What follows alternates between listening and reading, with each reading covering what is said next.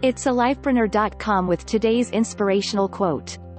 The best way to measure how much you've grown isn't by inches or the number of laps you can now run around the track, or even your grade point average, though those things are important, to be sure. It's what you've done with your time, how you've chosen to spend your days, and whom you've touched this year. That, to me, is the greatest measure of success. R.J. Palacio.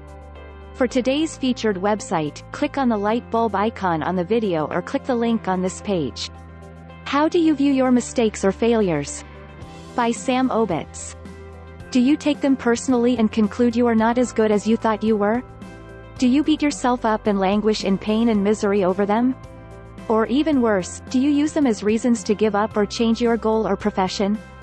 Do you fear them so much that they end up becoming self-fulfilling prophecies? All of the above are common reactions to mistakes and/or failing that many people occasionally or regularly make. As common as the above reactions are, they do not come naturally to us, but rather are learned in our environment. Very early on in life, almost all of us begin to dislike making mistakes and failing. Thank goodness that we are not born that way, or it is likely that none of us ever would have learned to walk or talk. Can you imagine babies trying to walk and each time they fail berating themselves about what a screw-up they are? Or imagine if they attempt to talk and gobbledygook comes out and they conclude they are not good at talking and give up to focus their energy on drooling, which they are already pretty good at doing.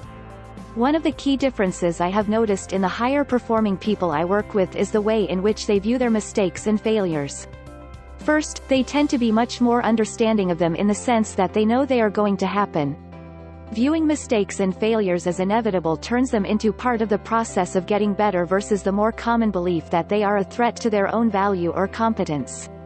Secondly, they have an understanding that if they want to get better they have to constantly be attempting things that are currently out of their reach. No one ever learned to ride a bicycle by staying on a tricycle. In other words, no progress is made without risks. They understand the more things they attempt, the more things they learn to do and the more skilled they will become. The best of the best that I have worked with are able to completely distance their ego from their mistakes. Failure and mistakes are looked upon as necessary annoyances that will enable them to reach their goals faster. When people ask me how to reach their goals faster, my standard reply is that it's simple, just learn to fail successfully faster and more often. The great basketball coach John Wooden once told me that most people think the team that makes the fewest mistakes will win, but he has found the opposite to be true. When teams are not making mistakes, they are usually playing it safe and not striving for greatness. Wouldn't it be great if everyone looked at their mistakes and failures simply as gifts of learning new ways to do things? The truth is, nothing is stopping any of us from doing just that. Like anything, with deliberate practice this will become a habit, and there's a high likelihood that if you adopt this attitude it will enhance your happiness and success. You can follow Sam on Twitter at SuperTowInc.